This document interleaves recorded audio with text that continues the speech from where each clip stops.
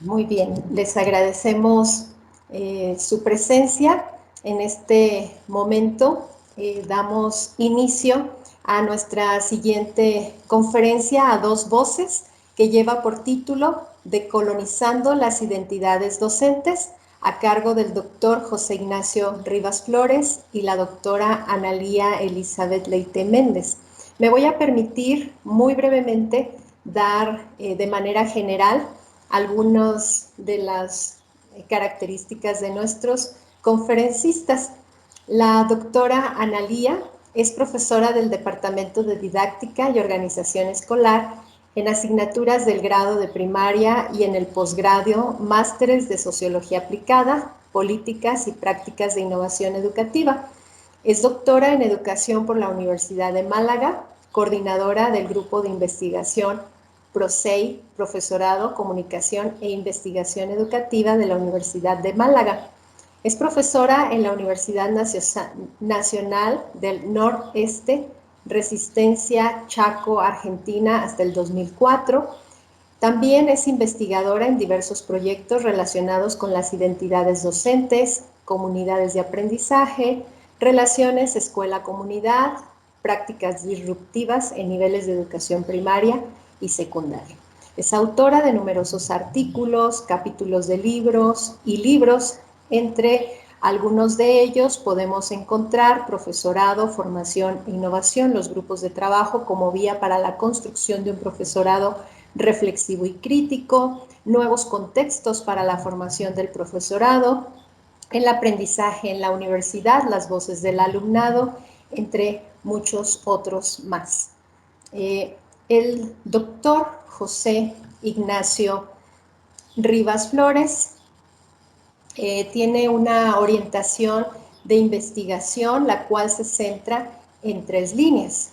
Por un lado, centra su foco sobre la organización de las instituciones educativas, inició el interés por el desarrollo profesional docente, especialmente a partir de su cultura profesional, y por último, se inició en el campo de la política educativa.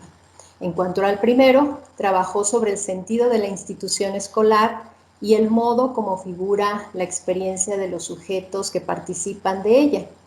Participó en investigaciones con Miguel Ángel Santos Guerra sobre la participación en los consejos escolares del centro, así como sobre la calidad educativa. Igualmente, desarrolló algunas publicaciones sobre la cultura de la institución escolar en relación con las prácticas educativas. También desarrolló cursos y seminarios de posgrado y de formación de profesorado sobre esta temática, tanto en España como en Latinoamérica y en Rumanía. Solamente son algunas de las muchas aportaciones de ambos ponentes. Sin más por el momento, les damos la cordial bienvenida y escuchamos su participación en la conferencia Decolonizando las identidades docentes. Bienvenidos, adelante. Sí. Hola, ¿qué? Muy buenas tardes, muy buenos días para vosotras y vosotros allá. Un placer estar compartiendo de nuevo este espacio y muy agradecido al profesor Pérez Ferra y Mínguez por la conferencia que nos han dado antes a dúo, que realmente nos da un pie estupendo para continuar nosotros con la ponencia, con el diálogo que queremos establecer ahora mismo. Simplemente una brevísima introducción. Analía y yo llevamos varios días hablando sobre este tema, o sea que realmente llevamos dialogando ampliamente. Bueno, nuestros días atrás preparando lo que vamos a decir ahora, pero llevamos hablando sobre este tema también muchísimo tiempo, ¿no? Por lo tanto, lo que queremos de alguna forma es continuar este diálogo que tenemos entre ella y yo, continuarlo con vosotras y vosotros, y bueno, poder tener la oportunidad de compartirlo en este espacio que tenemos ahora mismo, ¿no? Por tanto, invitados e invitadas a participar en el diálogo a dos voces con nuestros acuerdos, nuestras discrepancias y nuestros puntos de vista particulares que tenemos cada uno. Bueno, buenos días y bueno, la verdad que un placer estar aquí en este espacio, agradecer a Miguel Pérez Ferra, al doctor Domínguez por las intervenciones tan también a la Escuela Superior de Michoacán, de Morelia, y a todo el equipo que está detrás de la organización de este seminario. Y como lo ha expresado Ignacio, vamos a realmente continuar con el diálogo que nos ha sugerido este seminario, y un poco el título que le hemos puesto a esta presentación también nos gustaría que pueda tener un carácter dialógico en este momento. Yo no sé si somos más en otro contexto, pero aquí somos unas 50 personas, entonces, bueno, no sé si en el chat se puede decir algo, pero nosotros nos gustaría también poder, a partir de algunas ideas que hemos estado pensando, que hemos estado un poco mirando hacia atrás del trabajo de investigación, de tesis doctoral y de otros procesos también de desarrollo como profesores y profesoras. Entonces nos gustaría también poder dialogar con el grupo que está aquí presente. Así que bueno, vamos a arrancar y vamos a intentar plantear algunas ideas. Bueno, como veis, el título que le hemos dado a este diálogo entre dos, que queremos que sea entre mucho y mucha, es Decolonizando las identidades docentes. De alguna forma, lo que nos interesa con este título es poner de relieve una perspectiva de pensar la identidad que, digamos, rompe con algunas de las inercias que están dándose de una forma más asidua en la investigación y el pensamiento educativo actual, que también responde a políticas que se están dando, en España muy en concreto, en la medida de que estamos en periodo de transformación legislativa y por lo tanto se están introduciendo ahora mismo discusiones nuevas, pues un momento también oportuno para hablar justamente de esta perspectiva de la decolonización de la identidad. Entendiendo que si hay decolonización es porque partimos de que hay una colonización, es decir, hay una situación de colonización, o sea, colonizado. Entendemos que la identidad del docente está colonizada desde, digamos, las características de la sociedad actual, de la modernidad y lo que todo esto nos representa, ¿no?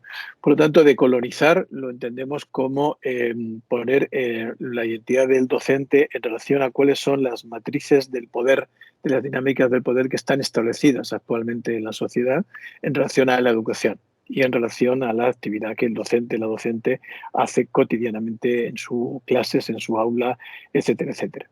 Por lo tanto, hablar de una perspectiva decolonial es situarse en esta orientación de confrontar las matrices del poder que esencialmente se configuran en torno al patriarcado, al capitalismo y a la blanquitud como las categorías sobre las cuales están completándose el modelo colonial de una forma más general, ¿no? En el concreto del terreno educativo también lo podemos esta colonización ascribir a cuestiones como un racionalismo ilustrado de corte positivista que impone unas lógicas perfectamente estructuradas, que impone la lógica de la homogenización, impone la lógica de la estandarización, de la clasificación, etcétera, etcétera, etcétera. En definitiva, lógicas que nos llevan a pensar la educación desde un formato ajeno y externo a los docentes. Por lo tanto, todo aquello que se ejerce sobre su trabajo, toda la acción que se ejerce sobre el trabajo del docente es una forma de colonizar. Bueno, si puedes pasar la siguiente diapositiva, por favor. Ya, pasé. ¿No se ha pasado?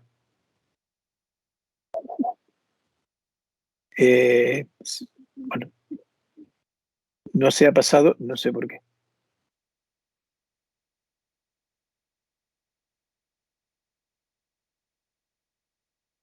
¿No se pasa?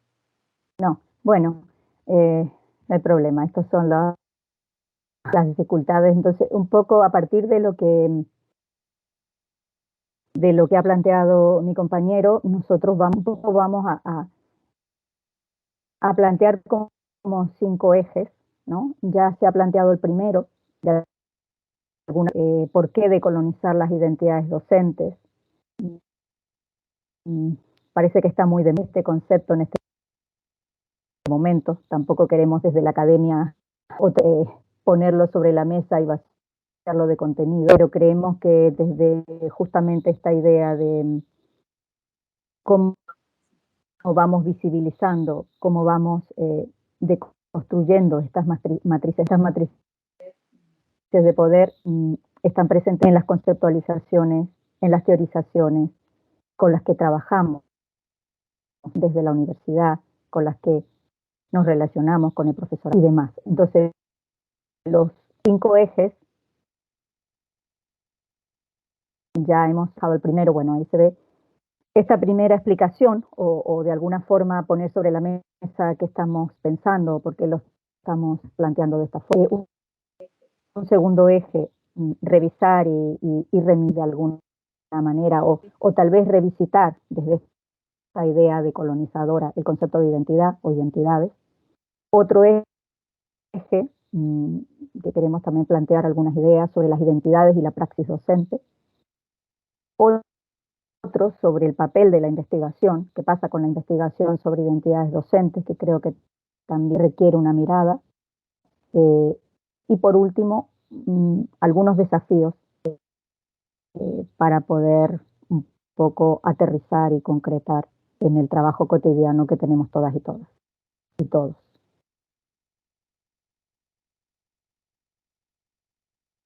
Entonces, una primera aproximación, y acá lo podemos ir compartiendo, Ignacio, es algo que se configuró a partir de un trabajo de muchos años sobre identidades docentes, esta idea de un mapa de territorio para poner sobre la mesa de manera también para compartir, no de manera cerrada cuando hablamos de identidad o de identidades docentes, un poco de qué estamos hablando, ¿no? Como para entrar en... entonces, aquí como verán hay distintos niveles, marcos, digamos, de dibujos, como distintas dimensiones, en algunos casos superpuestas, en otros casos más unidas, en otros casos más separadas. Entonces esto también intenta desde la propia mostrar la complejidad de las identidades docentes y un poco los distintos territorios que van configurando también distintos mapas, ¿no? Podemos hablar desde las biografías personales, podemos hablar desde los contextos, podemos hablar desde los contextos de enseñanza, también podemos hablar de los contextos históricos, políticos y socioculturales desde los cuales se asientan o se sostienen esta situacionalidad de las identidades. Podemos hablar también desde la formación inicial, estas son unas dimensiones que parecen el fondo y después nos vamos acercando en estos bocadillos, ¿no? A la experiencia escolar que ha pasado como alumnos y alumnas, las culturas institucionales, las propias imágenes sociales. Y por otro lado, después vemos distintas pinceladas en azul, como la motivación, la percepción de la tarea, las perspectivas del futuro, la autoestima, ¿no? Todo eso de alguna manera, de una forma o de otra, va configurando, ¿no? Y hoy, en el diálogo que invito también a mi compañero a abrir, decíamos, bueno, a veces las identidades solo se centran en la percepción de la tarea, a veces las identidades solo se centran en los contextos históricos, políticos y socioculturales, ¿no? Entonces aquí queríamos como abrir, decir, bueno, cuando estamos hablando de identidad, desde estas múltiples teorizaciones, basadas, por supuesto, en investigaciones y en muchísimos procesos y recorridos de bastantes décadas, porque es un tema que provoca y es un tema que aglutina muchas investigaciones a lo largo de los últimos años, ¿no? Entonces este sería el mapa desde donde vamos a movernos o desde donde queremos algunas ideas. Sí, nos parece interesante en la medida de que casi siempre cuando hablamos de identidad tendemos a focalizar sobre aspectos muy particulares y descuidamos esta complejidad, ¿no? Que Analía nos ha comentado ahora, y que realmente lo que llena de sentido hablar de identidad, que es un término en sí mismo también controvertido, porque puede generar también discrepancias de tipo ideológico, epistemológico y demás, pero que entendemos que desde esta complejidad es donde adquiere sentido, en definitiva, ¿no? Por lo tanto, hablar de identidad hoy en día creemos y entendemos que es hablar de toda esta complejidad y toda esta diversidad de posiciones y de situaciones en las que podemos vernos, ¿no? La identidad en un contexto actual en el que realmente estamos cambiando los parámetros, estamos cambiando los referentes de una forma tan acelerada y tan compleja, ¿no? Ya se está hablando en algunos ámbitos de la desaparición del docente porque bueno, pues es sustituible por máquinas de enseñar que son capaces de reproducir lo mismo que el docente, pero sin las implicaciones emocionales que pueda haber, por lo tanto tiene otra... bueno, son elementos que van redundando en formas de entender la identidad del docente en algo que el profesor Mingue planteaba antes y creo que también el profesor Pérez Ferra sobre esa idea de la transmisión, que parece que centra todo lo que un docente, una docente es, ¿no? Entonces, es importante reivindicar qué significa la identidad del docente en un momento en que realmente está en crisis, no solamente el propio concepto de identidad, sino también el propio digamos, institucionalización de la educación y de la enseñanza tal como lo entendemos en este instante. Por lo tanto, bueno, es necesario entender lo que significa desde el neoliberalismo, de la posición neoliberal actual en una época que estamos sometidos a lógicas impositivas muy fuertes, lógicas de regulación y de control de la profesión, bueno, el replantearnos el sentido de lo que significa la identidad del docente, ¿no? Como comentaba antes, ¿no? Cómo es necesario vernos desde lo que ha significado los procesos de institucionalización desde la modernidad. O sea, la modernidad ha sido un proceso con elementos muy positivos, sin duda ninguna, pero también ha sido un elemento que ha jugado a favor de la colonización de las instituciones. Y a medida que ha ido colonizando instituciones, ha ido generando bueno, estas lógicas o estas ideologías, estas, como planteaba el profesor Pérez Fernández, estas epistemologías de control, epistemologías de regulación, las ha ido implementando en todas las instituciones. Y la educación, evidentemente, es una de ellas, ¿no? Y es una de ellas que además con una posición especial dentro de la configuración de la modernidad, porque es a quien se le ha encargado la misión fundamental de configurar un modelo de ciudadanía en paralelo junto con un modelo de formación profesional, de transmisión de conocimiento, etcétera, etcétera, etcétera. Entonces esto nos coloca en una lógica de externalización de la configuración de la identidad desde estas lógicas externas a la profesión y externas a la enseñanza a favor de estas posiciones más estructuradas, ¿no?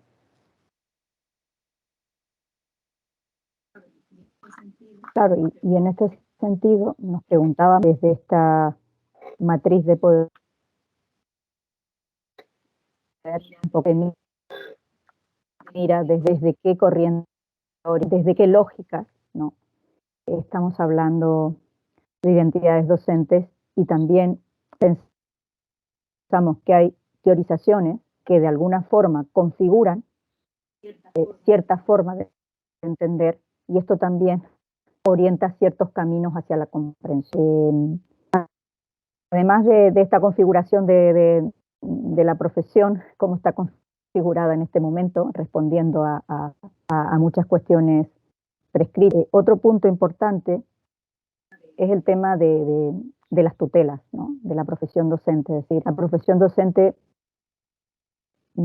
tiene, digamos, una influencia y una regulación externa, por esto que comentaba Ignacio, del sistema neoliberal y el propio sistema también, si se quiere, capitalista y de mercado. ¿Cuáles son las tutelas de la profesión docente y cómo las propias tutelas de la profesión docente, llámese administración, llámese Estado, llámese prescripciones desde la investigación, llámese teorizaciones sobre cómo debería o cuáles son los caminos o cuáles son los procesos por los que atraviesa la profesión docente y cómo se va configurando esta identidad. Todas estas tutelas de alguna forma producen un proceso de regulación y también regulan lo que se entiende por identidades docentes. Por eso es cómo abrir el debate, cómo abrir la discusión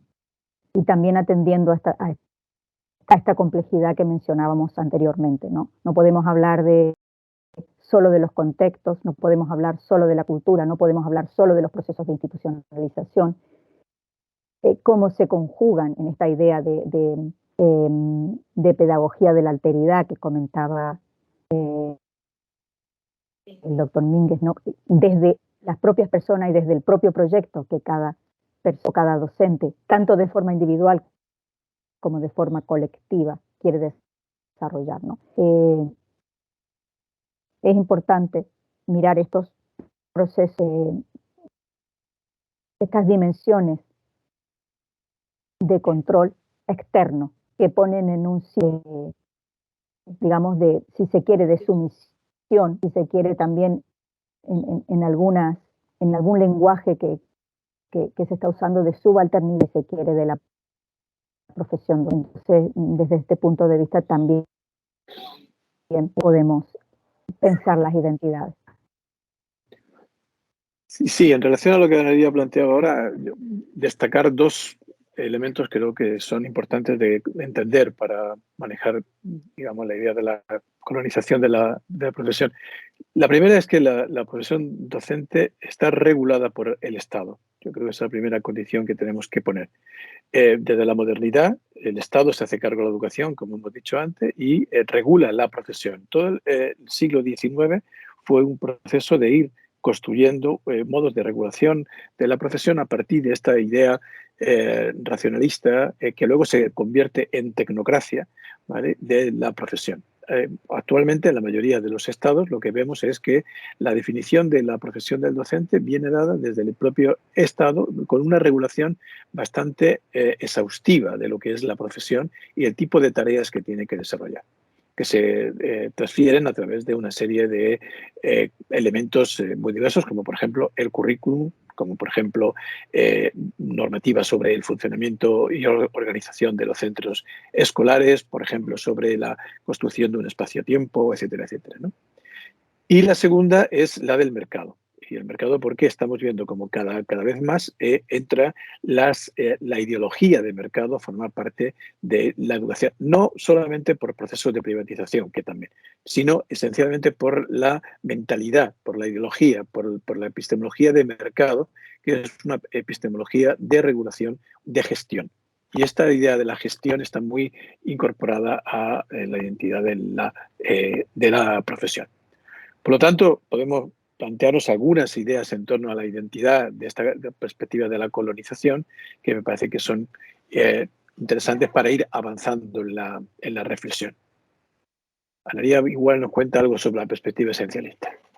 Bien, aquí hemos abierto, podíamos abrir más, pero hay distintas perspectivas, inclusive perspectivas que conviven, ¿no? Nosotros aquí, bueno, plantearemos nuestra posición, pero fundamentalmente hay un dominio, un predominio de la perspectiva esencialista de la identidad, ¿no? Esta perspectiva más estructurada, más, si se quiere, organizada por etapas, inclusive hasta con cierta idea funcionalista, pero también con un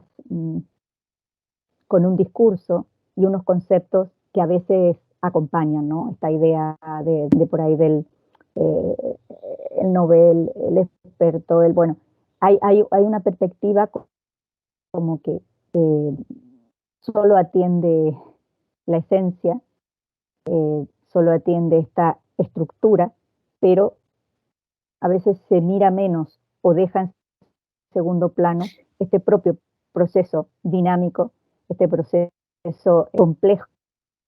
Y también hoy hablábamos, a veces pensamos que de la identidad hablábamos de la identidad como un resultado, o pensar la identidad como un resultado cuando en realidad es un proceso bueno, podemos decir que tiene un inicio desde el nacimiento, ¿no? De qué identidad estamos hablando, ¿no? Entonces, hay una identidad de alumno, una identidad de alumna, pero también hay un germen, podemos decir, de una identidad docente. Entonces, bueno, esta es una perspectiva que a veces filtra y contamina muchas posibilidades de pensar de otra forma las identidades, ¿no? Y hay un matiz que quiero agregar al debate en cuanto a esta perspectiva decolonial. Hablamos de blanquitud, patriarcado y capitalismo como grandes ejes, pero también el tema de las clases sociales me parece importante introducirlo, porque también desde qué dimensiones, desde qué posición, por esta cuestión de visibilizar o de construir de alguna manera aquellas matrices de poder, desde qué posiciones se van construyendo estas identidades docentes, ¿no? Bueno, y ahora vemos un poquito la construcción colectiva, hacia dónde vamos, ¿no? Sí, porque, digamos, esta posición esencialista casi pensamos que es hegemónica en este momento, ¿no? Porque hay, sobre todo, una construcción social que se hace en torno a esto, y, como desde los jóvenes, la gente, ¿no?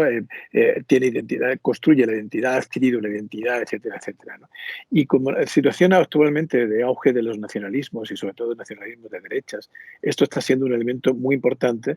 Es necesario reconsiderar lo que significa la identidad desde la perspectiva esta, porque tiene una capacidad, digamos, de control y de autoritarismo muy fuerte, ¿no? Entonces es importante el cambiarla.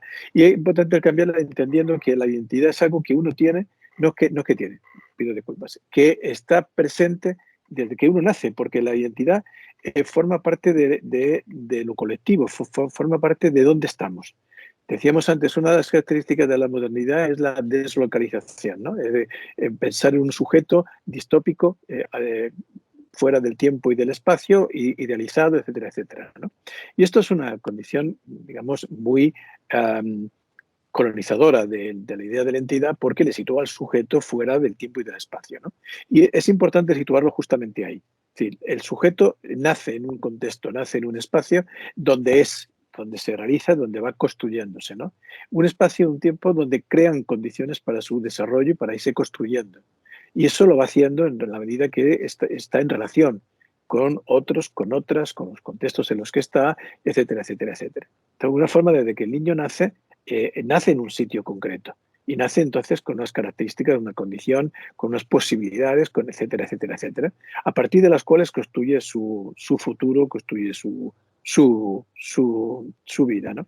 Comentábamos, Ana María y yo, cómo no es igual decir, si yo hubiese nacido en no sé qué siglo, bueno, si hubiese nacido en este siglo no eras tú, otro, ¿no? Porque no son las mismas condiciones, la misma genética, no son el contexto, etcétera, etcétera, etcétera. Somos lo que somos a la medida que nos situamos en un espacio-tiempo en concreto, con todo lo que significa esto de social, político, cultural, económico, etcétera, etcétera, etcétera. Y ahí nos construimos biográficamente. Y ahora dejo a Analía que explique mejor lo de biográfico. Pero bueno, en esta idea de las identidades como biografía, nos parece que tiene un sentido más vivo y hasta más humanista, ¿no? Porque en este proceso estamos siendo siempre, nos parece interesante en algún artículo presentado hace tiempo, hablábamos de la ausencia o de una dimensión perdida de la identidad docente, que era la dimensión política, ¿no?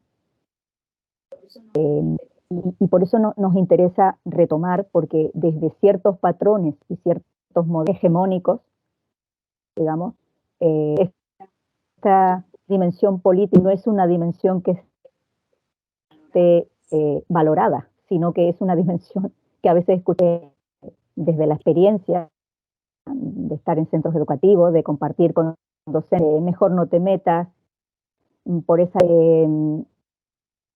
persona tiene una práctica un poco rara, mejor ve por otro lado. Entonces hay una idea de esta mirada política pensada como posibilidad de transformación y posibilidad de, algo que decía el profesor, de un proyecto personal que al fin es un proyecto que pensábamos, aterrizando un poco en la escuela, no es lo mismo enseñar a recién tener una visión de cuidado del medio ambiente, de la biodiversidad, de tener una conciencia ecológica, ¿no? Porque esto es algo que debatimos mucho. Los niños pasan 15 años, ¿qué pasa con los niños y las niñas enseñándoles a reciclar, pero resulta que 16 o 17 años siguen haciendo lo mismo, ¿no? Cuando no los propios adultos. Entonces, esta idea de recuperar una dimensión que también desde podemos debatirlo con esto, porque esto no recuperaría esa, también rompería con esta idea de tutela que hablábamos antes. Está tan tutelada la profesión docente que hay dimensiones que son prohibidas. Entonces, por eso también la idea de decolonizar en el sentido de visibilizarnos. Y esta mirada política nos parece muy importante porque también nos puede llevar a pensar otra escuela, a pensar otro aprendizaje, a pensar otro proyecto educativo, ¿no? Pero es como una dimensión inclusive a veces castigada, ¿no? Y sospechosa. Entonces, en estas dos ideas que planteaba Ignacio de regulación y de mercado, como las propias matrices de poder que someten o filtran las miradas, la mirada política a veces no es una mirada necesaria para el docente. O sea, nosotros eso sí nos preocupa, ¿no? Sí, de hecho entendemos que, digamos, la política forma parte de la profesión del docente. Ya desde Freire y muchos autores de la pedagogía crítica se plantea la educación como una actividad política, pero que entendemos que no es una cuestión de política que es partidista, ¿no? Creo que esto tiene que quedar claro, sino que política en el sentido de que con nuestras acciones estamos construyendo mundo, estamos construyendo relaciones, estamos construyendo posibilidades a los chicos y a las chicas. Por lo tanto, lo que hacemos está siendo parte de una construcción pública de los sujetos, está haciendo parte de una construcción pública del futuro. Y por lo tanto es importante entender el papel que el docente juega ahí y entender su identidad desde el lado este. No es una identidad construida desde el hacer educativo en cuanto a qué tipo de tareas tiene que hacer, de las tareas de tipo curricular, las tareas centradas en el conocimiento, etcétera, etcétera, ¿no?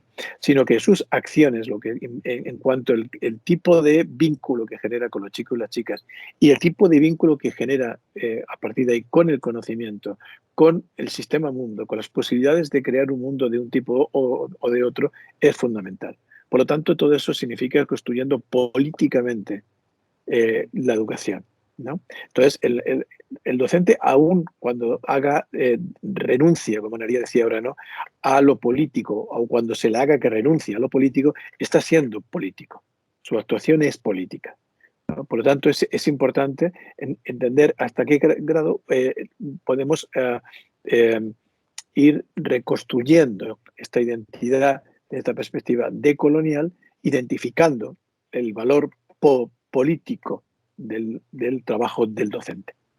En definitiva, ahí podemos pensar como McLaren o Giroux nos planteaba, ¿no?, de la idea del docente como militante, ¿no?, militante de movimientos sociales y políticos, que va, por lo tanto, construyendo un cierto tipo de posiciones, ¿no? O sea, no es igual enseñar ecología, como María nos decía, que practicar la ecología como una forma de vida. No es lo mismo hablar del género en el sentido de explicar el día que corresponda, ¿no?, el día 8 de marzo, pues lo que significa el Día de la Mujer, la violencia de género, etcétera, que practicar lo que es una política de igualdad real dentro del aula, etcétera, etcétera. Por lo tanto, todo esto nos lleva al siguiente punto que nos parece que es fundamental, que es la praxis docente, ¿no? Porque aquí es donde está al final, de alguna forma, el meollo de la cuestión. Porque es, ¿qué hacemos? ¿Qué hace el docente y cómo va construyéndose, ¿no?, el docente dentro de esta praxis?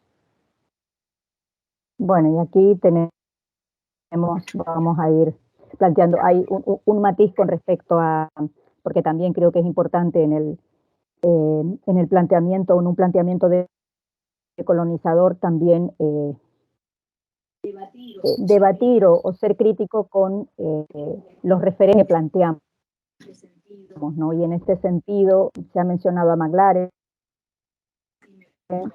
y a mí sí me gustaría, por ejemplo, porque bueno, he estado trabajando últimamente, me gustaría mencionar a Bell Hooks, esta activista negra, profesora universitaria, porque ella plantea algo muy interesante, también para combinar los pensamientos y no seguir en una línea de pensamiento desde ciertos autores críticos, ¿no? Ella no habla de pedagogía crítica, ella habla de pedagogía comprometida, y me parece muy interesante porque ella habla del aula, en este sentido de la mirada política, ya para pasar a estas ideas, ella habla como el aula como ese espacio revolucionario y comprometido, ¿no? Y a mí me parece muy interesante de esa forma el aula, porque ahí también creo que en todas las investigaciones que uno puede revisar siempre parece que el sitio del docente es el aula, solo no la institución.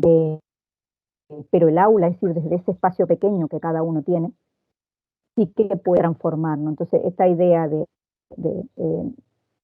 esta pedagoga, o bueno, de esta profesora, de esta activista, me parecía interesante porque también lo hace desde otro lugar, desde su perspectiva de profesora negra en un mundo de blancos, ¿no? Y esto también nos rompe un poco la mirada, y este trabajo creemos que también es importante. Entonces, centrándonos un poco en la práctica, ¿no? Aquí planteamos como tres cuestiones, ¿no? El tema de la práctica prescrita, algo mencioné, ¿no? La práctica prescrita que nos inunda de conceptos, de ideas, de eslogan, donde algo que mencionó Ignacio me parece interesante porque aquí se ve, no, se ve también la influencia del mercado, de cómo también la educación en algunos casos se ha convertido en un mercado para plantear, bueno, desde planteamientos innovadores y paquetes innovadores, por decirlo de alguna forma, que muestran que haciendo eso se logra lo mejor, ¿no? Eso se plantean modelos o planes o programas donde el docente queda fuera, ¿no? Lo que tiene que hacer es aplicarlo. Entonces, esta lógica, si se quiere aplicacionista, es una lógica casi de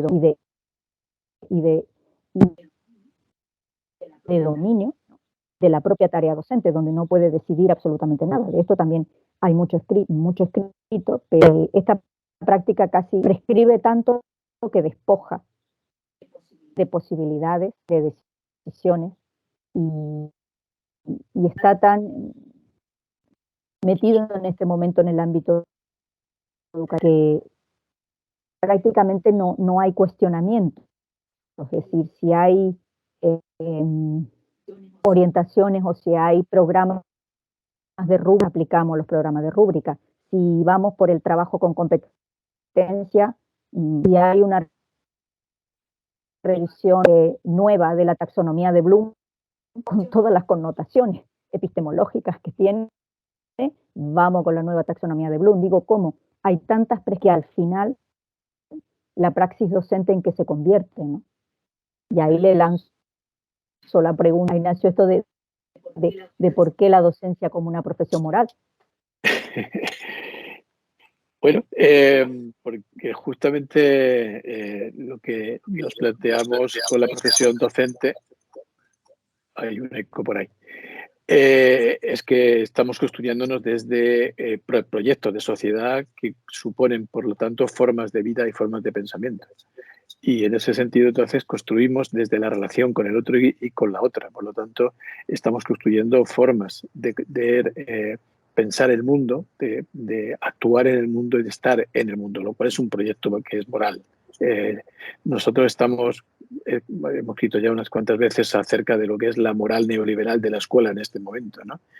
¿En qué sentido? Que existe un proyecto moral de la escuela. Lo moral es lo que más profundamente entra, forma parte de la vida del sujeto.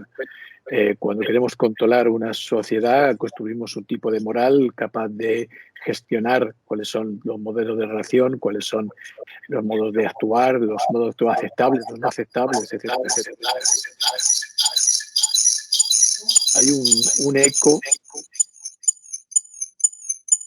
de un tal MF, por favor, que es el que me aparece como que tiene sonido.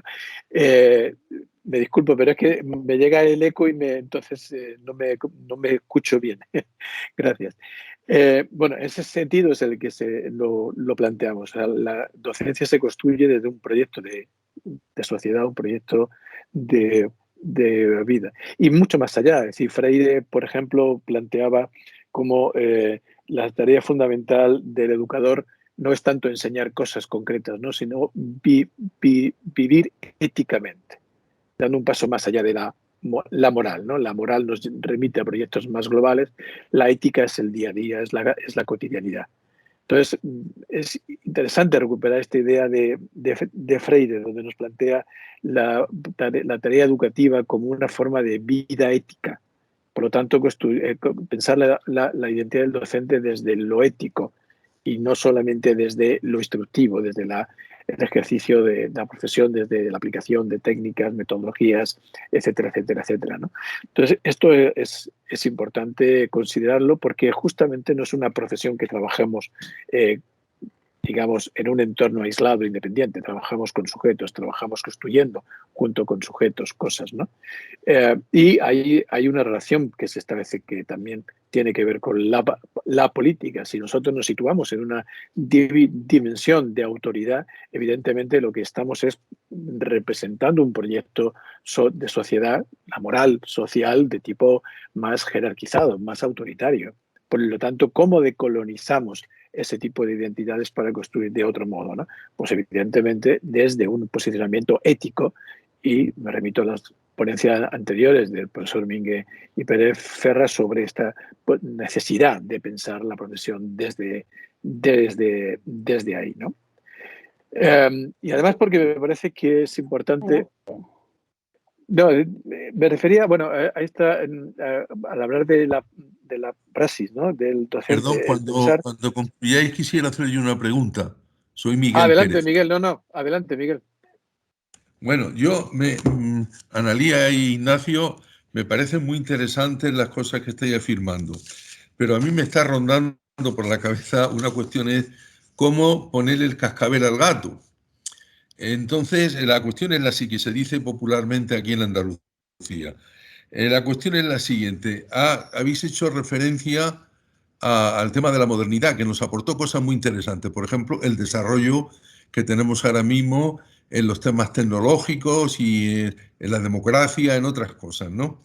Pero la cuestión es que en la modernidad no hay individuos en el sentido de que cada uno, aprendiendo lo del exterior, relacionándose con los demás, construye su propia identidad, sino que hay ciudadanos, y cuando se refieren a ciudadanos son aquellos que todo lo que trasciende lo experimental, lo mensurable, no es propio de ellos, sino que están sometidos a una razón arbitraria que, más que unificar, uniforma los modos de hacer, de ver las cosas.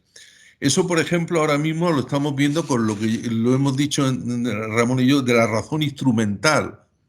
La razón instrumental es lo que vale. ¿Y a dónde voy yo con esto? Al decir vosotros que debe ejercer la política el maestro, pienso que os referís a la política en el sentido de la función del maestro como el ciudadano tenía en la polis griega, a esa función de colaboración, de aportación, a ese sentido de la política. Y entonces yo desde ahí digo, Si, como decía Analía, construir la identidad como proyecto biográfico se encuentra con el problema, que lo tenemos actualmente, de que hay una razón instrumental que uniforma, unifica, homogeneiza y no permite desarrollar a las personas. Por ejemplo, cuando uno está en la escuela, cuando va al instituto, aquí en España, cuando después estudia, por ejemplo, magisterio, hay unos parámetros, unos elementos previamente establecidos que no facilitan el desarrollar la singularidad de las personas, sino que estamos en un uniformismo. Por ejemplo, las experiencias de la escuela, hombre, salvo que tengas un maestro o una maestra que diga, oye, este hombre mereció la pena, estamos un poco uniformados por la formación inicial que se le da en las facultades, en las normales. Entonces, claro, desde esa perspectiva, arrancar y iniciar el proceso de decolonización es complejo, ¿eh? Es complejo. Pues claro, es que la vivencia sí, yo tuve la suerte de tener un profesor de geografía e historia maravilloso, que ahora me hace ver qué está pasando en el mundo con lo que me explicaba entonces. No solamente que Fernando III el Santo conquistó Sevilla, ¿eh? Me enseñaba muchas cosas más.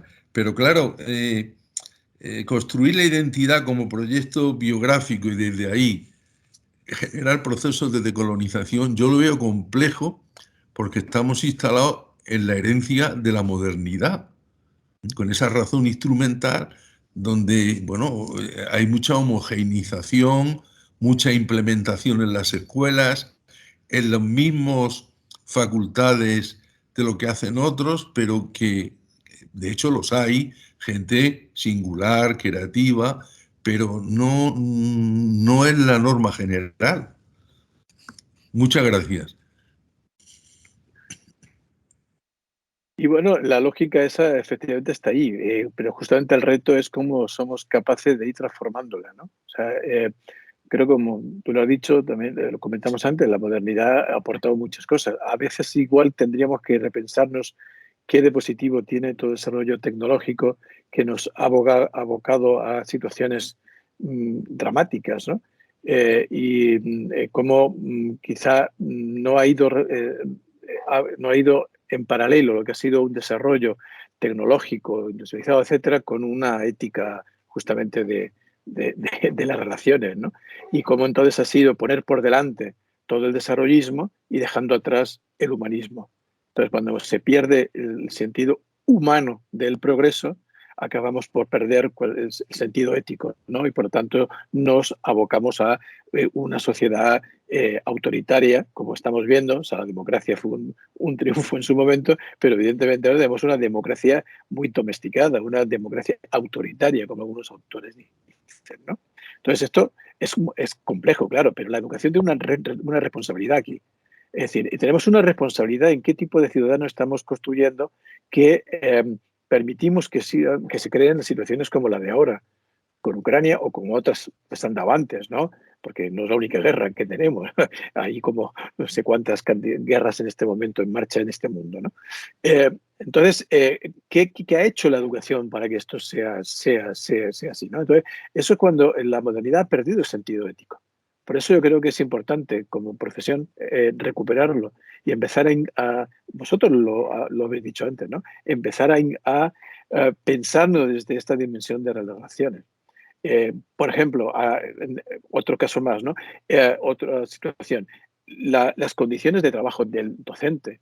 O sea, ¿cómo podemos estar pensando en construir una relación, digamos, de transformación de la sociedad, etcétera, con un profesor con capacidad, profesora con capacidad autónoma de pensar y de construir, de diseñar, etcétera, etcétera, cuando estás sometido a una lógica administrativista, cuando estás sometido a una lógica de control del tiempo exhaustivo, de un incremento de las tareas impresionante, cuando los colegios no tienen condiciones para ejercer la docencia con un mínimo de dignidad, etcétera, etcétera, etcétera, ¿no? Hay otro elemento ahí que también es ético, es decir, porque tiene que ver cómo estamos dejando un espacio a la educación que tenga un sentido en la construcción de la ciudadanía. ¿no? Cuando no solamente es un discurso, no hay construcción de ciudadanía, hay imposición de discurso. Por lo tanto, lo que tenemos que hacer es empezar a construir experiencias de vida en los colegios que permitan justamente ir construyendo esto. Y esto es el cambio de identidad del docente decolonizado que de alguna forma estamos planteando en este momento, ¿no?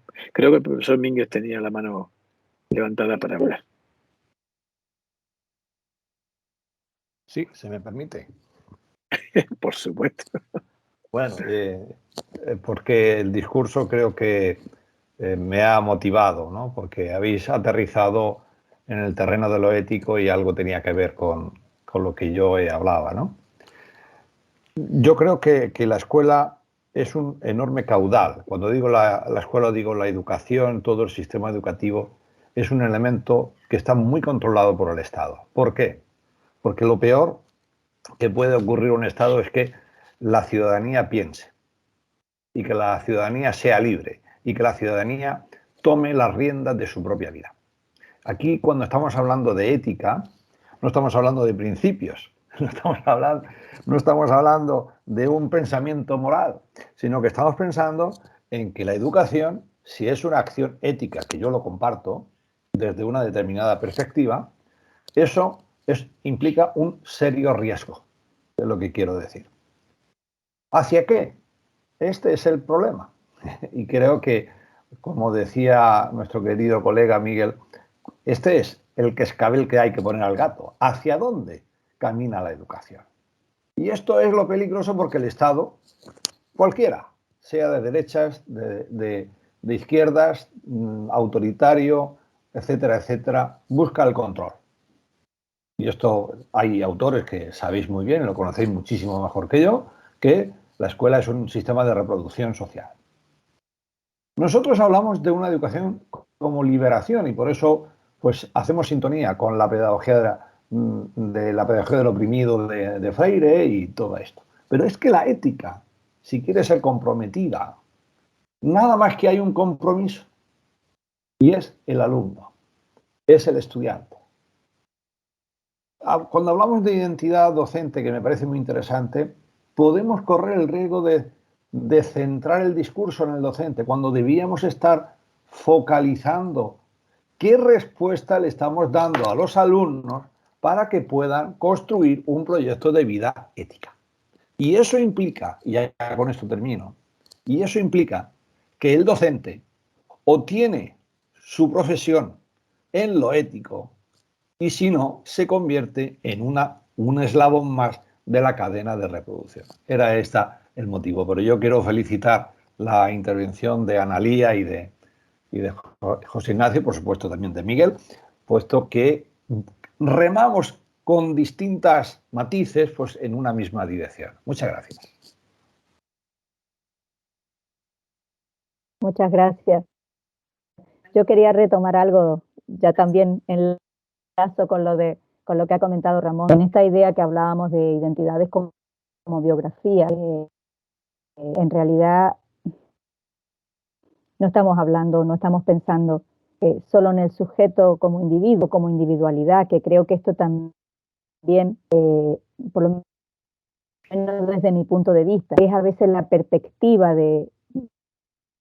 más dominante de cómo se piensa la identidad, ¿no? Que uno tiene que llegar a algún sitio por sus propios méritos, por su propia trayectoria, y es posible que sea así, pero en realidad, y enlazando con esta idea de una profesión de relaciones, no llegamos solos, no estamos solas.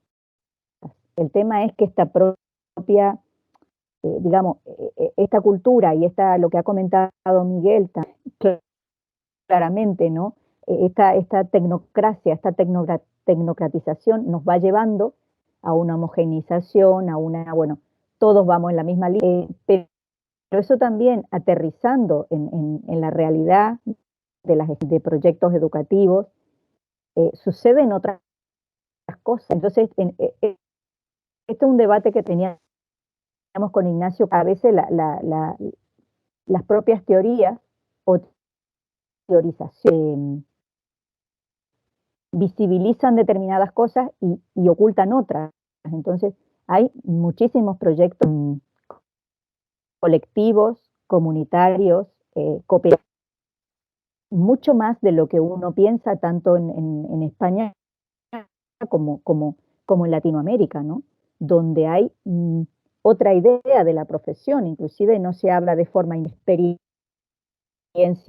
de comunidades indígenas, experiencias donde realmente hay tanto para aprender o tenemos tanto para aprender, y en ese sentido, a mí me interesa hacer crítica con, inclusive mi propia tesis doctoral ha trabajado sobre 2 historias de vida de un maestro y una maestra, justamente intentando comprender y deconstruir sus propios procesos identitarios, ¿no?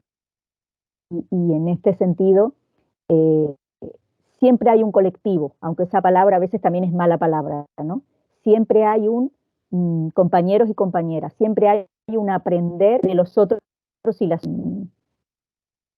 Anteayer, sin ir más lejos, en una comisión provincial de lo que aquí, bueno, en España se habla de comunidades de aprendizaje, pero también en algunos sitios de Latinoamérica, se constituye una comisión provincial con universidad, maestros, maestras, voluntarios, familias, y el profesorado, las maestras, los maestros, los profesores de secundaria, decían que cómo continuamos, ¿no? Y queremos seguir compartiendo experiencias de nuestros compañeros y compañeras porque aprendemos mucho más de ellos y ellas. Y eso también es una reflexión para nosotros como profesores y profesoras universitarias y de la propia experiencia de lo que están haciendo en los centros, de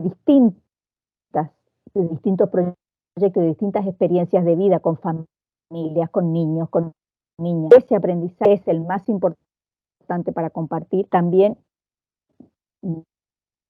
hay que ir, que no es fácil, como ha dicho Ignacio, como ha dicho Miguel, es decir, todo a veces nos va en contra, porque sí, hay un poder ahí, hay un Estado que a veces pone el pie, pero esta idea de crear comunidad y de pensar la profesión como una profesión de relaciones, en realidad tampoco no es una idea nueva, es una idea que está, pero a veces no aflora porque parece que no es una idea válida. Y eso a mí sí me preocupa, ¿no?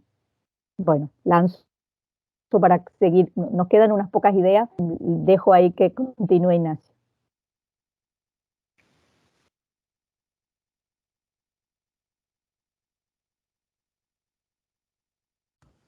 Su micrófono está apagado, doctor.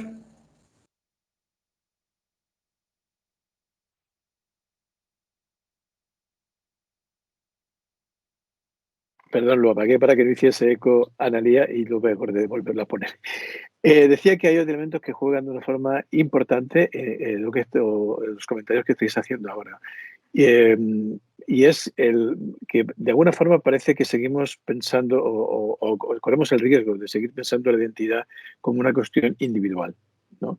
Y esto es un riesgo que es importante, sobre todo porque refuerza mucho este proyecto colonizador de la modernidad, ¿no? En el sentido de que cuando nos tratamos como individuos aislados, independientes, ¿no? De esta ideología del liberalismo tan arraigada, tan fuerte, ¿no? En la sociedad actual y en algunos casos tan explícita cuando, por ejemplo, hablan de yoísmo, ¿no? El yoísmo como una ideología ya casi, ¿no? El yo está por encima de todo, ¿no? Esto creo que compromete mucho la profesión docente y compromete el de entender al docente como una posibilidad de cambio y de transformación, porque todo lo que sea situarnos en la individualidad supone negar o imposibilitar o por lo menos dificultar cualquier posibilidad de transformación. Yo creo que aquí tenemos que introducir algunos elementos para el cambio. Por ejemplo, ahora en España estamos dándole vueltas a unos documentos que ha sacado el Ministerio, que son 24 medidas para el cambio de la profesión docente en España, ¿no? Y aquí juega toda una cuestión de partida que es la creación de un catálogo de competencias profesionales del docente, ¿no? Claro, todo lo que sea crear un catálogo de competencias que un docente tiene que tener, es colocar todo el peso de la profesión en cada uno de los docentes. Es decir, no es lo mismo un docente que tiene que saber matemáticas, que un docente que tiene que saber física, que un docente que tiene que saber cada uno y cada una de los docentes y las docentes, ¿no? Lo cual significa individualizar la profesión en un docente que tiene que asumir todas las condiciones, ¿no? Esto niega la diferencia, niega las características particulares de cada uno y cada una, niega el hecho de que haya capacidades distintas, etcétera, etcétera, etcétera. Porque todas tienen que tener el catálogo incorporado, ¿no? En mayor grado, medida, etcétera, etcétera. De tal forma que incluso se evalúa en qué modo las investigaciones van a ver cómo estas regulaciones son realmente ejecutadas o no ejecutadas por el docente, por la docente, etcétera, etcétera. Es necesario, creo, que transformar esto y empezar a pensar la idea de la identidad docente desde lo colectivo. No es que un docente tenga que incorporar todas las competencias necesarias para ejercer la profesión de una forma eficaz, adecuada, etcétera, etcétera, etcétera, sino que tenemos que pensarlo como una construcción colectiva, es decir, es cómo la comunidad educativa, cómo la comunidad profesional de docentes es capaz de generar justamente el conjunto de competencias, de posibilidades, etcétera, etcétera, que generan una educación con un sentido transformador, crítico, ético, etcétera, etcétera, etcétera, ¿no? Yo creo que esto es necesario ahí también retomando desde la perspectiva que Miguel planteaba, es decir, cambiando la mirada para ir transformando esta perspectiva de la modernidad que está tan presente, ¿no? Y que además deviene luego en este pensamiento tecnocrático, porque al final genero un conjunto de piezas de la máquina que tienen que funcionar y por lo tanto es lo que cada uno tiene que ejecutar. Yo creo que aquí entramos en un tipo de dinámica perversa de algún modo, ¿no? En México creo que ha habido ya un carpetazo del tema de las competencias, no así en otros países donde, sobre todo, digamos, en los ámbitos donde la influencia de la OCDE sigue siendo tan eficaz, ¿no? Y seguimos anclados en el discurso de las competencias, ¿no? Creo que todo lo que sea hablar de una de una profesión competencial, basada en competencias, atenta contra una profesión ética. No me parece que esto, por lo menos, soy igual muy radical al plantearlo, pero me parece que es importante. Bueno, continuamos para ver si hay algún espacio también para preguntas. Cuando hablamos de identidad también tenemos que referirnos a qué se investiga, cómo se investiga, y aquí hay tres cuestiones, algunas ya las fuimos adelantando, pero inclusive, y tal vez no es ser radical por ser radical, pero también hoy debatíamos sobre también la palabra investigación, habría que decolonizarla, ¿no? Pero bueno, veíamos algunos posicionamientos ontoepistemológicos y metodológicos de cómo se investiga, ¿no? Cómo nos acercamos, con qué marcos investigamos, ¿no? Entonces, estábamos hablando de ahí como lógicas muy clasificatorias que nos acompañan en estas investigaciones, ¿no? Docentes noveles, docentes expertos, docentes innovadores, no innovadores, docentes tradicionales, docentes progresistas. Bueno, hay toda una serie, como un catálogo, ¿no?, de categorías que, claro, habría que deconstruirlas para ir abriendo paso a otros posicionamientos que están más centrados en la acción, pero también más centrados en la realidad, ¿no? Del día a día. Y también algo que mencioné, que por ahí, cuando hablamos de identidad docente, solo hablamos y las identidades docentes también, como algo que comentó Ramón, y que también es importante decir, la identidad docente se construye a partir del alumnado, a partir de la relación con la familia, a partir de las relaciones con otros docentes. Entonces, eso parece que al hablar de identidad también hay como una trampa ahí de individualización, ¿no? Que nosotros queremos un poco salirnos de esa trampa, y a veces también caemos en los procesos de investigación, ¿no? Bueno, y otra cuestión que avanzo, pero dejo paso, Ignacio, esto de también investigar la regulación, ¿no? Es decir, a ver, con esto de, por ejemplo, de las competencias, vamos a investigar sobre cuáles son los maestros o las maestras competentes.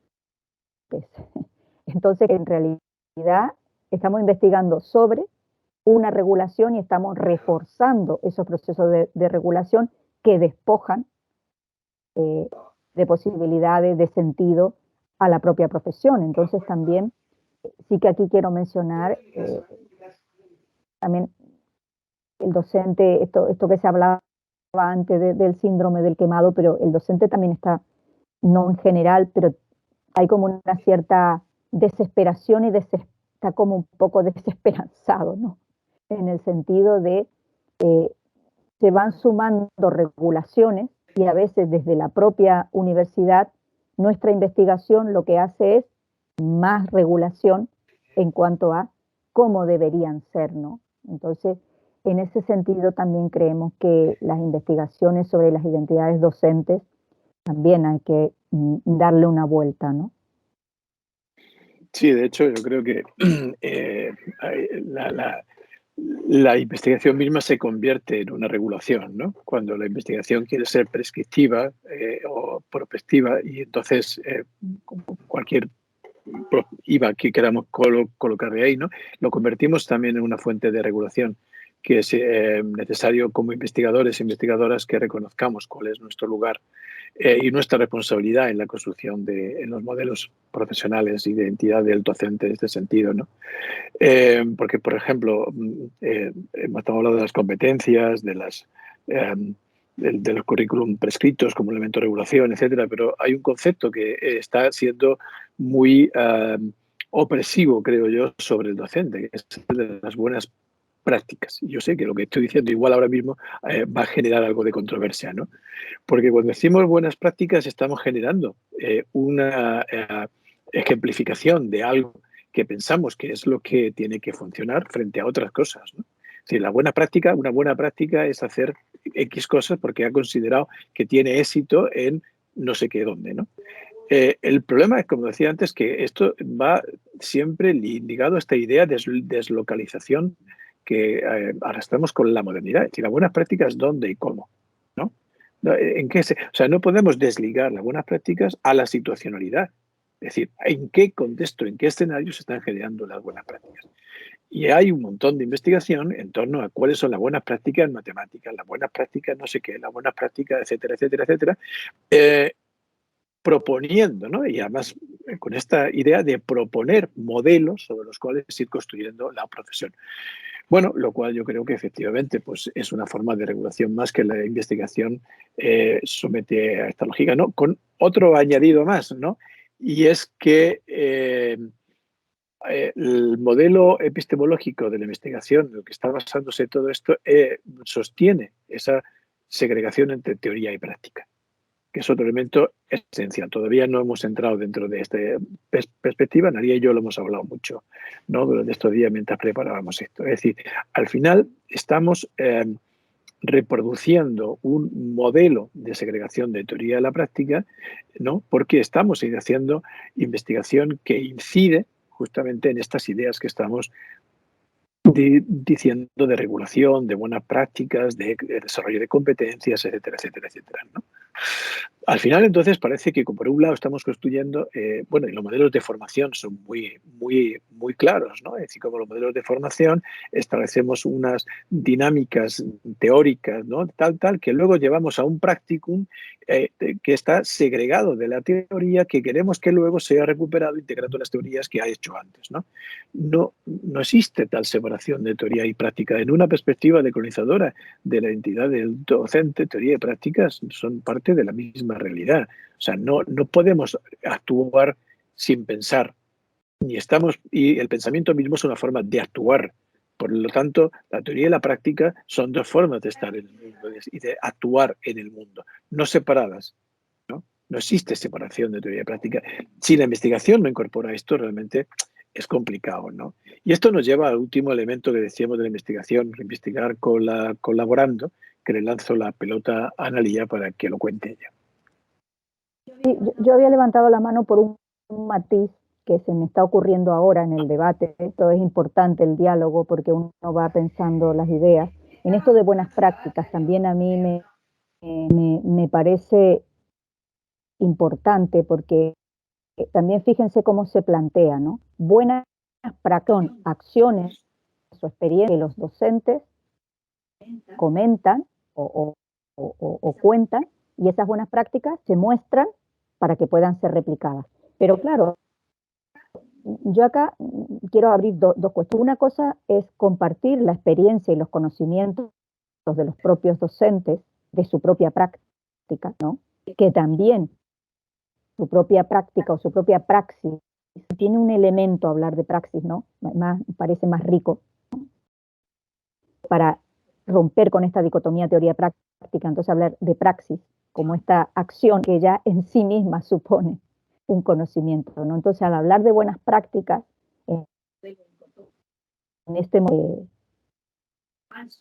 falso pero real en la investigación y en muchos también estamos otra vez subalternizando al docente y dejándolo solo en las buenas prácticas, quitándole esa posibilidad o esa capacidad de teorizar, por decirlo de alguna forma. Entonces eso también me parece hasta perverso, esto de buenas prácticas, ¿no? Porque claro, nosotros aquí le estamos dando una buena. También si le preguntamos a los docentes, ellos pueden decir, bueno, mira qué buena experiencia. Bueno, cómo la vive, ¿no? Tal vez desde ese punto de vista la viva de forma diferente, pero claro, a mí el concepto de buenas prácticas me hace mucho ruido en el sentido de que estamos solo, parece valorando una acción y tal vez al decirlo así ya la estamos instrumentalizando, ¿no? Y no la estamos poniendo en contexto, en situación y desde la propia situación en la que se ha generado. Entonces era un matiz nomás. Con respecto al investigar colaborando, aquí tenemos un juego de palabras que ahora también le va a explicar Ignacio. Por un lado, tiene que ver con el cuestionamiento un poco de la investigación educativa, de estar repensando la investigación educativa, esto de investigar sobre, sino de investigar con, investigar desde, ¿no? Investigar acompañando, y tal vez y quitamos la palabra investigación, este proceso de colaboración, de trabajo en conjunto que podemos hacer para comprendiendo, digamos, los procesos identitarios o los propios procesos de trabajo docente. Esto ya posicionándonos, porque al hablar de investigación parece que en el profesorado universitario, ¿no? Entonces romper un poco con esta idea de un trabajo de tipo colaborativo que está generando un conocimiento, ¿no? También aquí hay investigación, la investigación de las identidades docentes se pone fuera al docente, ¿no? Entonces, ¿cómo volvemos naturalmente a reconocer que el docente, la docente no puede estar fuera? Y ahí le lanzo el juego de palabras que, ¿por qué colaborando? Sí, porque remite a la horizontalidad y remite a la paridad. O sea, esta idea de que la investigación también supone prácticas colonizadoras, la forma de decolonizar la investigación supone transformar las prácticas de investigación desde una perspectiva, digamos, jerarquizada, vertical, a una perspectiva en horizontalidad, donde el docente y investigador, investigadora, trabajan juntos construyendo la investigación colaborativamente, ¿no? Es decir, trabajando juntos, lo que viene a significar colabor, en definitiva, ¿no? Y esto significa bajarse de los pedestales, reconstruir las relaciones de poder que decíamos antes, esa matriz colonial del poder, donde nos situamos los investigadores y las investigadoras, sin duda. Por lo tanto, cuando nos situamos ahí, nosotras somos los que llevamos los focos de investigación, los objetivos de la investigación, los intereses de investigación a los sujetos y por lo tanto estamos traspasándoles, digamos, la perspectiva desde la mentalidad investigadora a las praxis docentes, ¿no? Entonces, la propuesta es cambiar el orden y de alguna forma es colocar los intereses, colocar las preocupaciones, etcétera, en un régimen de horizontalidad, donde compartimos espacio. Esto pasa por sentir que la educación y que el trabajo del docente también es parte nuestra, es parte de nuestra responsabilidad. Es decir, que formamos parte del mismo sistema. De alguna forma parece que la investigación está en un mundo, está en un nivel, está en un estrato y la práctica docente está en otro lado, ¿no? Y que hay una acción de unos sobre otro que uno tiene, digamos, como la obligación, la responsabilidad de tener que descubrir qué es lo que el otro hace para convertirlo en teoría, etcétera, etcétera, ¿no? Bueno, esto es una perspectiva necesaria que yo creo que tenemos que transformar, y que la investigación sea colaboradora en los procesos de construcción de sentido a la educación, al docente y la transformación social y educativa en definitiva, ¿no? Lo cual nos lleva a finalizar abriendo algunas líneas de lo que decimos seguir pensando, ¿no? Piensa un poquito, como Analia. quedan 10 minutos solamente porque nos gustaría alguna pregunta más, que 6:30 sabemos que tenemos que cerrar. Yo creo que ya es ahondar también en lo que ya hemos planteado, ¿no? La profesión docente lo podemos dejar así y vamos con las palabras. Beatriz tenía la palabra, la mano levantada. Hola, Beatriz. Sí, hola, buenas tardes. Bueno, quería felicitaros en primer lugar por la ponencia, pero bueno, yo trabajo bastante el campo de competencias, entonces me ha sorprendido porque quería saber, no pasa nada, pero quería saber en qué sentido entendíais las competencias cuando afirmabas hace un momento que la formación competencial, creo que has dicho, atenta a la formación ética, ¿no? Lo pregunto por lo siguiente. Yo distingo a nivel muy básico entre las competencias técnicas y las competencias reflexivas, ¿no? Entonces, efectivamente, puedo entender lo que dices desde el punto de vista de las competencias técnicas, a lo mejor, pero las competencias reflexivas, que implican una adaptación constante a diferentes contextos, implican una creatividad inmensa, porque si no, o sea, es decir, la profesión docente sin competencia reflexiva es imposible, ¿no? O sea, estaríamos creando robots, ¿no? Entonces, no sé en qué sentido exactamente estáis pensando cuando decís esto. Claro, porque si me permite, voy a contestar yo ahora primero, porque lo planteo no como lo que en la profesión importa no es la competencia reflexiva, sino la reflexión. Cuando decimos competencia, estamos ya estableciendo una cosificación de la capacidad de reflexionar, ¿no? Y lo estamos convirtiendo en una instrumentalización. Reflexionar significa hacer A, B, C y D, ¿no? Y por lo tanto, que tener competencia reflexiva es hacer A, B, C, D, I, ¿no? Cuando la reflexión igual se escapa de que lo categoricemos de una forma o de otra. La reflexión es una capacidad humana que tiene que ver con la posibilidad de entender el mundo en el que está, y que además se construye más en el diálogo que simplemente en la capacidad. O sea, la reflexión es diálogo, la reflexión es interacción. No es solamente el que tú tengas una competencia para reflexionar. La reflexión se construye a la medida que se crean instancias para la reflexión.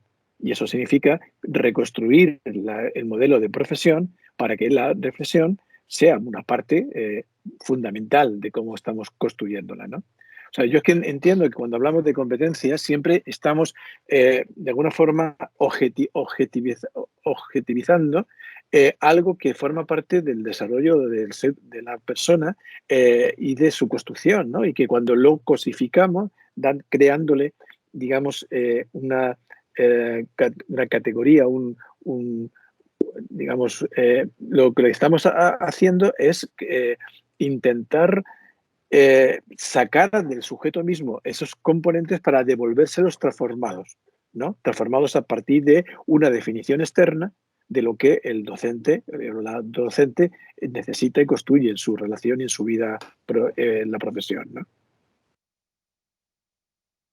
Por ahí te respondería yo, ¿no? O sea, yo que, claro, no es tanto, por eso te digo, la competencia de reflexionar como la reflexión. Me parece que es diferente, ¿no? La reflexión es una condición humana. Cuando yo digo competencia de la reflexión, no es una condición, ya es le he adjudicado una categoría. Y ahí es donde yo marco la diferencia. Bueno, tenemos 2 palabras más. Yo creo que ya no hace falta. Pero muchas gracias, Beatriz, porque seguimos pensando. Está Miguel y está Ramón. A ver si alguien más se anima. Venga, Miguel. ¿Va Ramón antes? ¿Tenía Ramón la mano levantada antes? No, El orden, Miguel, Ramón y Héctor. Bueno, yo quería comentar lo siguiente en respecto a las competencias. Yo creo que ha sido muy clarificador, es decir, las capacidades que son del intelecto, pues es la capacidad de análisis, de síntesis, de relación. Y voy a poner un ejemplo. Un piloto de aviación y un cirujano tienen capacidades muy similares, pero competencias distintas. ¿Qué es lo que determina la competencia? Los conocimientos que tienes para ejercer las capacidades. O sea, cuando yo analizo una situación, necesito conocimientos. Y eso es lo que diferencia. Entonces, y volviendo a lo que decía el doctor Rivas, yo quiero comentar lo siguiente. El problema que se le ha dado a las competencias es el giro neopositivista de cosificar, de clasificar en temas estancos. Y eso no es así, porque en la competencia como capacidad operativa que tiene una persona, resulta que necesita unos elementos básicos de conocimientos y también, como hemos dicho antes, como he dicho antes, de capacidades. Pero no solamente necesita eso, sino que se le aporta la singularidad de cada persona. Si yo voy a la recepción de un hotel, dos personas pueden saber en León todo sobre los edificios históricos que hay allí, pero cada una de ellas me lo dice, o de ellos me lo dice de modo distinto. Por tanto, lo que no se considera es la singularidad que aporta la identidad de la persona a su modo de hacer. Entonces, claro, eso no se puede cosificar, ¿no? O sea, que uno puede ser buen maestro porque es muy interactivo, otro porque es una persona que hace reflexionar, y son buenos maestros o buenas maestras. Pero claro, categorizar, cosificar, que tiene un origen muy psicológico desde el positivismo, ¿no? Y eso no es bueno. Eso es lo que yo quería decir, nada más. Muchas gracias, Miguel. Héctor, porque Ramón veo que se ha retirado. Héctor tiene la mano levantada. Y si Ramón, si te anima luego, te damos la palabra. Buenos días. A mí me pareció un tema francamente maravilloso, que además poco se toca, o más bien mucho se toca.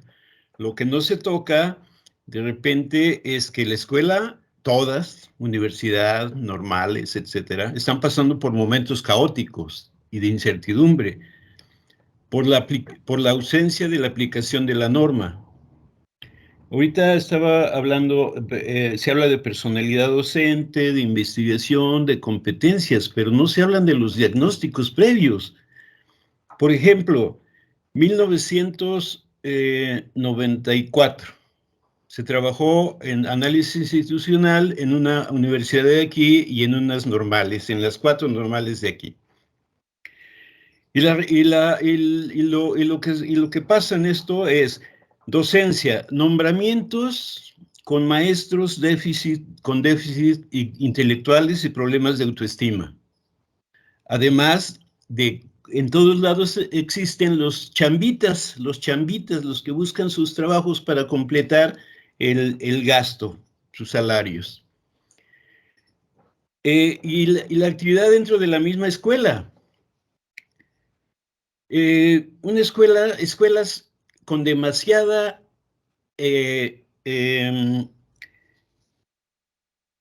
afectividad, buena o mala, positiva o negativa, pero demasiada, lo que provoca conductas viscerales generalmente como respuestas emotivas automáticas.